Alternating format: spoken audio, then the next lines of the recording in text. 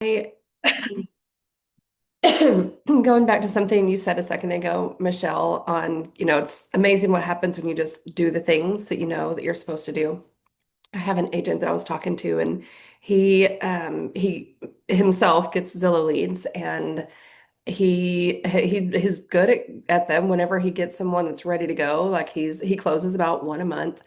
But I said, okay, so what about all the leads that haven't done anything yet? He's like, oh, I'm sure they're sitting somewhere. And I was like, wait a second, like they're just sitting somewhere.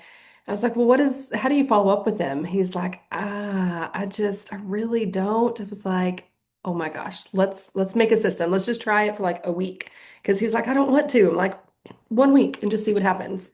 He followed up with him on the first day. He booked an $800,000 showing and got it under contract. He's like, oh, I should follow up with leads. I'm like, yeah, yes, you should follow up with leads. That's the whole purpose. So Yeah. yeah, it is amazing what happens when we just do the little things that we know that we're supposed to do. So that way we don't end up, cooking drugs on Breaking Bad like Ramil was talking about yesterday. That was one of the best things I had seen all day. I think that's hilarious. Well, before we kind of jump into what we were thinking about chatting about, do Brad or Ramil, do either of you guys have anything you want to chat through for Freestyle Friday? I don't. Cool. All right. Well, we're gonna jump into something today. I was just reading the Bible this morning and a couple things jumped out. And I promise if you guys aren't like religious, hang with me because it does tie into business. But there were two things that I read this morning. So I have like one Bible plan I'm doing around fear. And one of the things that was outside of kind of the passage, but just in the extra fluff around that, it was mentioned that the African Impala can jump 10 feet high, but is contained by a 3 foot fence because it's afraid of what's on the other side. It can't see what's on the other side, and so it won't jump. So while it's like very possible for them to get over the fence, they just stay stuck because they have that fear of what they can't see. And I don't know about you guys, but like in that moment, I just sit there and went, oh, that was a message directly for me. Because I can sit here and think about all the things that I've like sat paralyzed about or haven't moved forward in because of some level of fear from that perspective. So I thought, oh my gosh, okay, that was like a very relevant message that I felt like I needed to bring to you guys today. And then the second piece of this, like the normal Bible passages that I read, was really about reading the word, but not doing the things that it says. And again, just another like smack me in the face, especially when it comes to business. How many of us sit here in a room and we know exactly what we need to do? We've sat through these calls, training calls, paid for coaches that have given us the exact blueprint or the exact script or the exact whatever it is that we need to do. And then we just don't do it. It's like, I don't know, you're kind of from a coaching realm, like you're either an asshole, you ask your coach what to do and you don't take the initiative to move forward. Or if you're looking at it from a perspective of like we spend all this money on whatever, all the freemiums and things that are out there online that we sign up for and get the information on what we need to do, and then we just never do anything with it. So I wanted to kind of open up the conversation around both of those issues today, right? Not moving, I think they're pretty tied in together, like not doing what we know we need to do. We've been educated on what it is that we need to do, but we're not taking those steps. And then second, what fear is holding, what things are holding you back because of fear of what's on the other side that you can't see. What you guys got?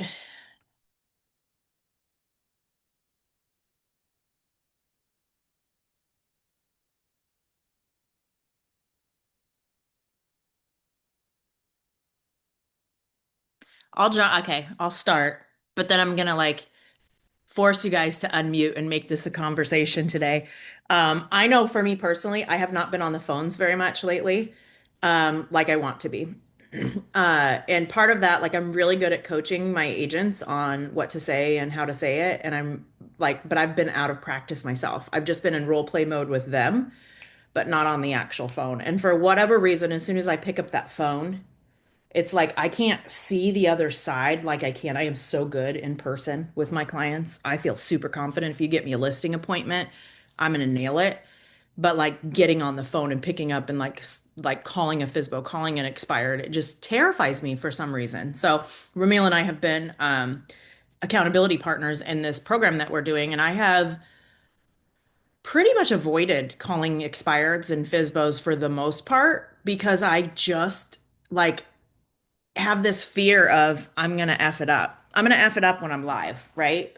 If I'm gonna talk to my agents, I can talk them through it, whatever. We can have pauses and I can figure out how when I don't know what to say, it just pause. But that's kind of been where I've been stuck. So I've been like gravitating towards I have some goals around agent recruiting and coaching, and then also my sphere. I love my sphere. So like I've been gravitating towards the easy because I don't like making phone calls and apparently have a huge mind block around it. So that's my thing.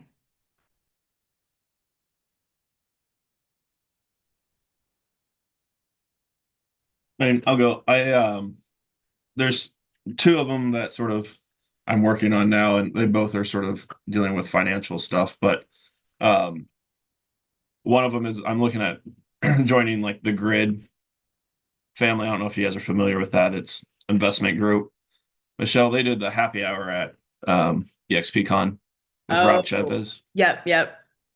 So I've been working with him. It's just not cheap, right? So it's I know like where it will take me, right? But it's like pulling that trigger of like I'll get paid back what I put into it, but it's that kind of thing. And along those lines is sort of ultimately, my goal is to have 10 rental properties by the time I'm 50, but it's pulling the trigger on that. Like I probably am one of the more qualified people, except I'm helping other people that aren't qualified do that, what I should want to do for my goals, if that makes sense. So I'm trying to prioritize my investment portfolio over my clients, but it's also hard because I need money to do that, to buy my property. So yeah, so I those are my love that you were vulnerable about that.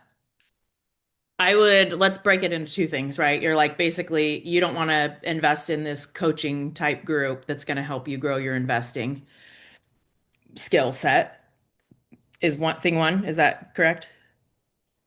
I mean, I I want to, and I probably will. It ain't cheap, right? Like, so it's a pretty major investment.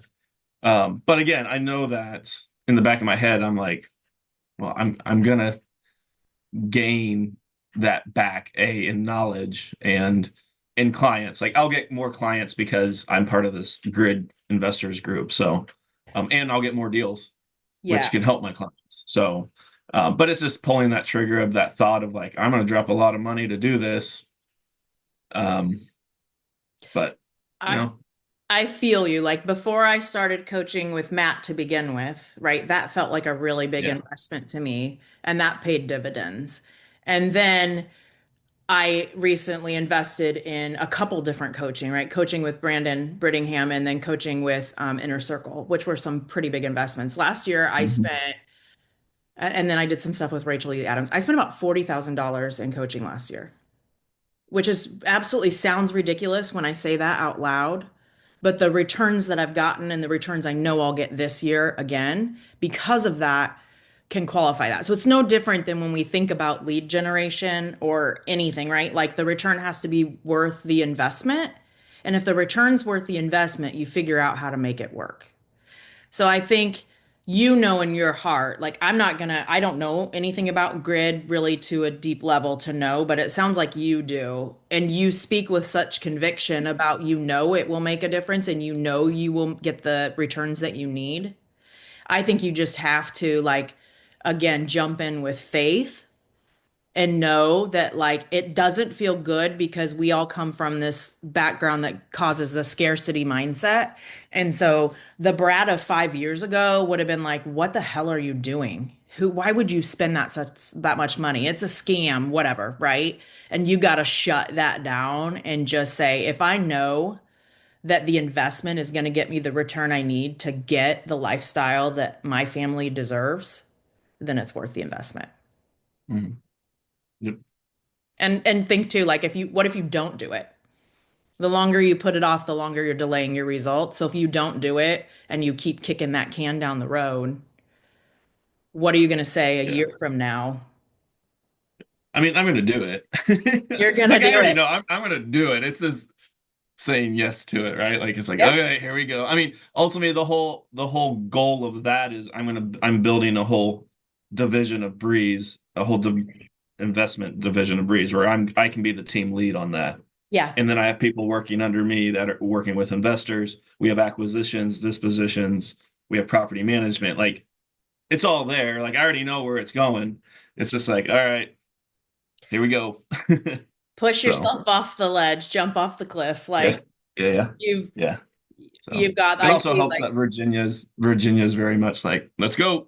let's go, So let's go. Yes, do it. yeah, And then the rental properties yourself, I think you are so wise when it comes to investment properties. You already know this, but just to reiterate, you only have to have the down payment for one. If you're yeah, making smart buys and you're burring, you get to your 10 pretty quick with your initial investment. So like I think you just make sure you set your plan for how you get your down payment for one and you run because you are so well positioned for this. You are so well positioned for this. And I think if you jump in again, like even a year from now, if you buy your rental property here soon, a year from now, your whole life is going to look so different. Your whole like wealth yeah, portfolio is going to look different. Yeah. yeah. I- I saw an off market one that we're gonna buy. Well, me and another guy are gonna go in and buy it, and we're gonna flip it, and it'll be in March, and so it's all So happening. you got But the it's ball rolling. You just got to keep the ball rolling, right? Like flip that one, move into your next one, take the equity. You got this. yeah, You got this. I love it. Thank you for being vulnerable. I'm not trying to ask you how old you are, but you said before you're 50. Like how many years is that? You said I'm 10. 43, Oh, so I wait. have one now. I have one rental. That's a seller finance deal. That I have tenants in there for 5 years. But yeah, I mean, it I really didn't needs add to her right. be. I wasn't worried how old you were. I was just like, how many years is he talking to buy Yeah, 10? no, I'm like, and honestly, I'll have 20 by the time I'm 50. To be honest, like 10, that was a goal I set like 2 or 3 years ago. But at this point, yeah, I'll have more than 10, like no have you doubt. looked into So the benefits too? Because I went to a tax class. There's this guy down here in St. Louis. They do a thing every third Thursday of the month, and they just give away like a wealth of free knowledge. I go to their mastermind every Thursday, it's the third Thursday of every month. So if you're ever down here, but he actually Matt did something with them down in St. Louis. is Not it Dustin? who did you say? Dustin It's Hogue? David. Oh no, but I know Dustin Hogue. Yeah, but no, Okay. it's David. His last name. Well, Kevin Duragi does the thing with the guy, and he has like the Kevin Duragi show or something. But the last name, you're welcome to message me, but it's like Ounanian. David, however you pronounce that. Pronounce it, Brooke. We want to hear this. Can you see that? I don't know. Larry. It's blurry. Yeah. Well, anyway, I'll send it to you. But he has like a coaching thing too, because I've thought about doing his coaching. But he did a whole tax class about this, like that, the bill that had been passed and like some of the tax benefits. And I honestly tried to squeeze in at the end of the year and tried to buy a duplex just because of the stuff that he taught in his class, but I couldn't get it. It was the seller side wouldn't move fast enough, so I couldn't get it closed by the end of the year. But there's some definite tax benefits, which I'm sure you've heard of. Mhm. Have you found out about a lot of them? Yeah, Yeah. and I've also am hiring uh Accruity CPA, which is Casey Quinn, who is friends with Brandon. They're going to be my CPA this year, and they're also helping me like division out my LLC and do a holdings company. And I've got all these like they made a graph for me, and there's a lot of boxes. So like the things are all happening, right? It's just that like, all right, I'm spending a lot of money, more money than I would normally spend on a lot of this stuff, um, from my business account, right? So it's not like I'm not paying the bills, but I'm not normally like that. So but I see where it's gonna go. So I feel like a at lot of least my that's the goal. same. We'll Yeah. see. No, I feel like a lot of mine is the same with the investment properties. And a lot of it for me almost seems like analysis paralysis. And I also feel like because I got behind, not behind on paying taxes, behind on getting the taxes done, that then the CPA, when I switched CPAs, really had no idea like really where I was at. So it's like until literally every single thing is caught up, she doesn't feel, I still pay like quarterly and stuff, but I had been like behind on getting them done. And it was because didn't like the CPA. I like the guy as a guy. I just didn't like him as my CPA. He wasn't doing a very good job. And so I feel like in a lot of ways I've been the same as you. It's like I've been scared almost to like spend the money on it. But I feel like um, I got so many things open right now going on that I'm trying to focus on like a few things Yeah. to get done. Like I've got the team stuff going on and I've got this investment stuff going on. I've got this, like, I love flipping houses, but I got this house we haven't been able to get rid of.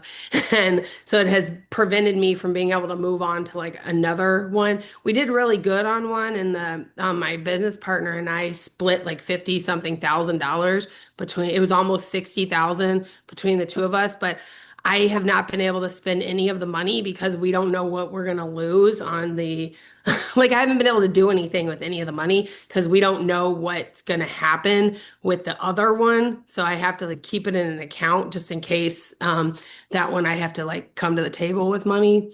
But it's just, oh, and I've been still working on my Illinois license and not making excuses. But every time I turn around, something else happens. Like I got a concussion and I had a really bad stomach virus, like, and things like that. So Brooke, if you had to like limit it to the two things that you know you're not doing, like at a high, like to verbalize that, like at a condensed level, what would that be?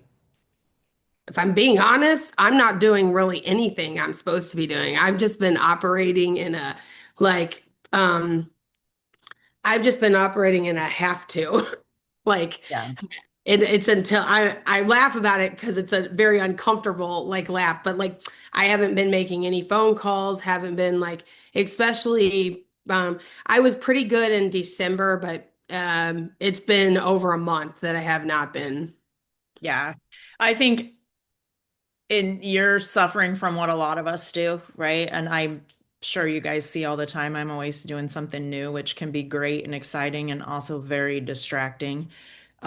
It's very important to get clear on like your non-negotiables, what you have to get done for the day. That's actually something that Ramil's made me very like bring to the top of my list. I was approaching every day from like I have things I need to get done, but not saying like these are my non-negotiables and then just continuing to roll things over. So I think getting really clear on like what are your non-negotiables that move the needle forward today and what are your like short-term and long-term goals, like putting timeframes and buckets around things and blocking your time so clearly that you're not crossing paths. You're Yeah. not like this is my business time. I'm not doing anything on the flipping and investing side. This is my follow-up time. I'm not, like you just have so many distractions. It's just getting that clarity and staying at like tunnel vision. Yeah, I definitely agree because I will like I'll be doing this and then this will happen and all of a sudden I'm over here and I'm it's I feel and ya. then I get to the end of the day and I'm like, oh my gosh, I still have 50 bazillion things to do. And then I'm writing myself notes to remember everything to do. And then I start off the next day that I'm already feel like I'm behind. Yeah. But it's like Yeah. the phone keeps ringing. People keep wanting to see houses. People keep wanting to do appointments. So I'm like, okay, I'm off over here and I didn't do something else I should have done.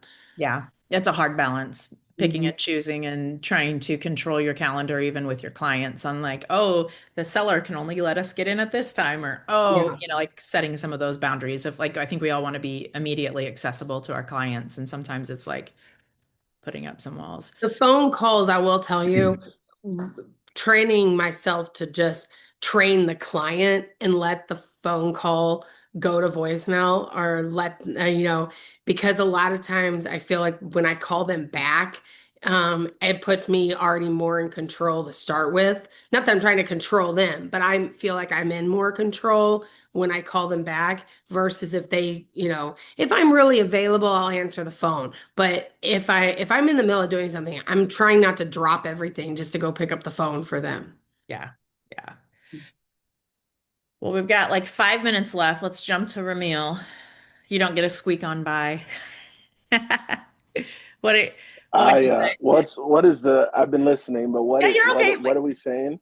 What is the one or two things that maybe you've been either not doing because of fear or that you know you need to be doing? You've got the training, the whatever on it, but you're just not taking the action. Um,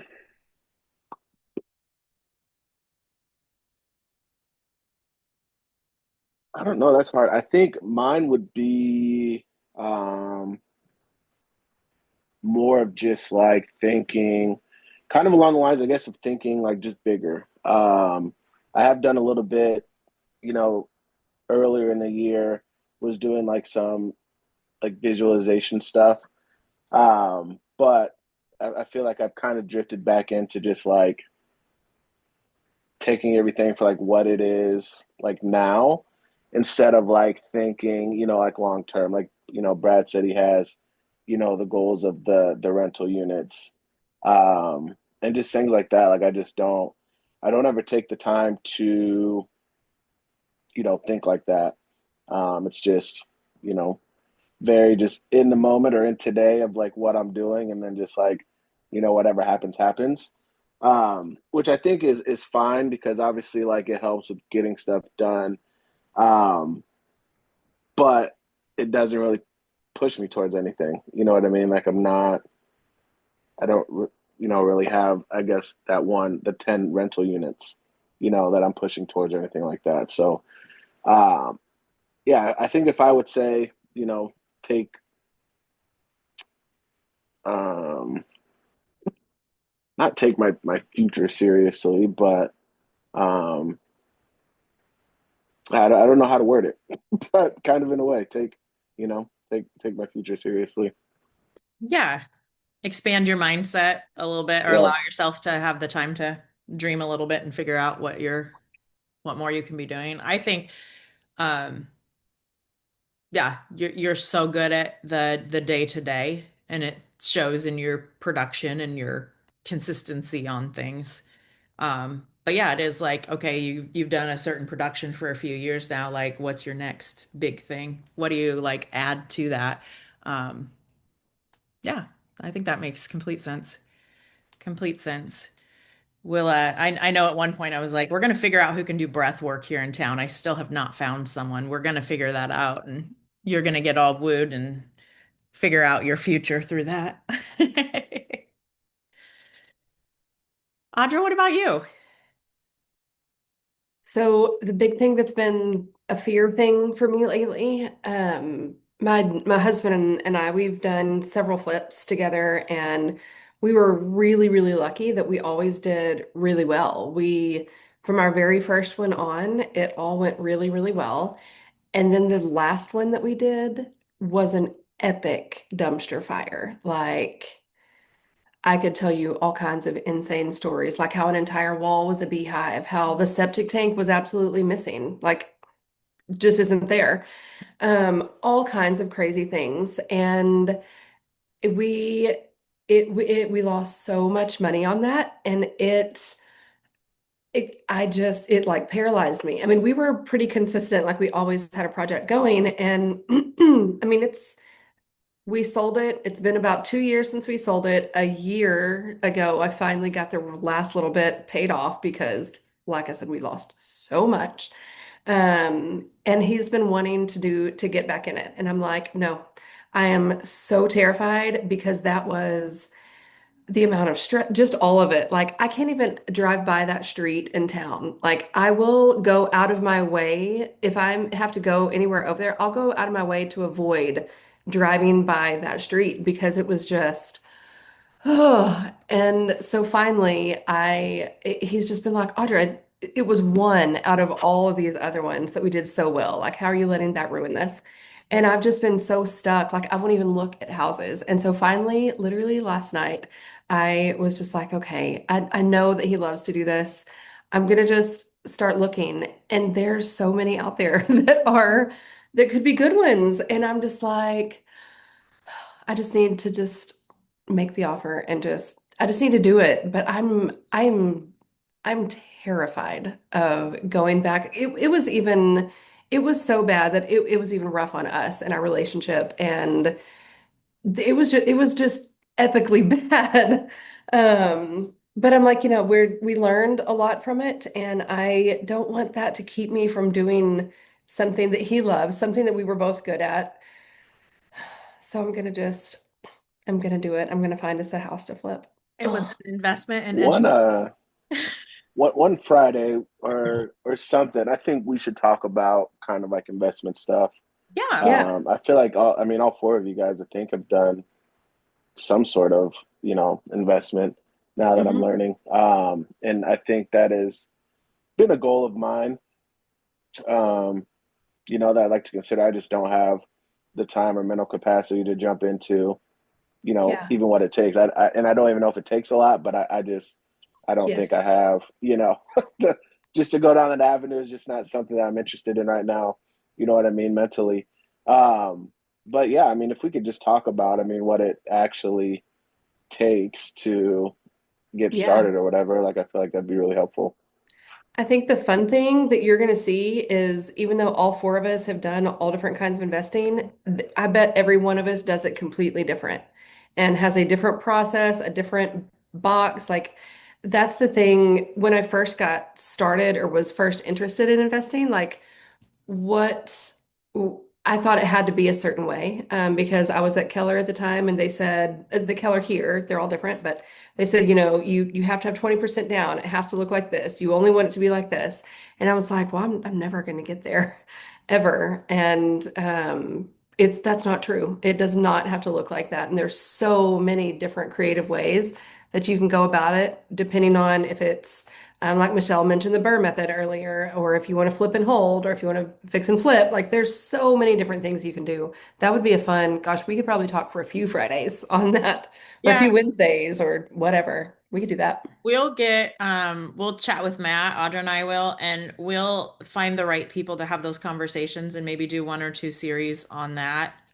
Probably not next week because we're going to be out of pocket, but the week, Audra and I will be, but maybe the week after. We'll see if we can't get that lined I was up. gonna say I can ask David too if he would talk. And I go to Investor Club at my office, and there's some like amazing people in Investor Club that might be willing to jump on and talk to Love it. because they lend their information to Investor Club. So I don't know why they wouldn't give it to somebody else. Brad, Yeah, I mean, Brad, I host a monthly investor meetup where I interview investors. So I mean, I have contacts from the one I'm doing in February. The guy built his portfolio up to $10 million in the last 4 years off seller financing and creative finance and sub two deals. Awesome. He's a Pace Morby guy. He's amazing. It's awesome. That I'm curious. Well, that'll be a side conversation because we're already after time, but I'm sub two down here is very like, don't touch it with a 10-foot pole. Like um, Everywhere. Everywhere up here. okay. He bought four duplexes and he has 0% interest on it for the first 15 years.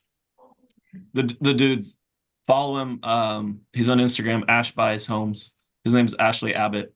Okay, gosh, but that's So he wild. opened up his own mortgage company this last year. It's Casey Home Offers. He has like 67 rentals in 4 years on top of all his flips. yeah, That's I think crazy. we've got so many resources. Brad could Yeah. probably honestly practice his presentation. You don't have to practice presentation skills. That made it sound like you weren't like Yeah, we I can can have fill you Brad in. present, get pumped up and excited and Yeah. Yeah. Hey, Ramil, if you need, all you got to have is a good agent. Kansas City's a great spot to invest. I'll Yeah, take it all from there. I'll find you a house. You'll be good to go, man. yeah. only three and a I'm half hours open away. You to don't it. have to think I about don't it. think I'm finding the I got right your back. Ash size homes. Is it I have to Ashley? hop to another meeting, so I will see y'all next See you week. guys. Bye. Bye.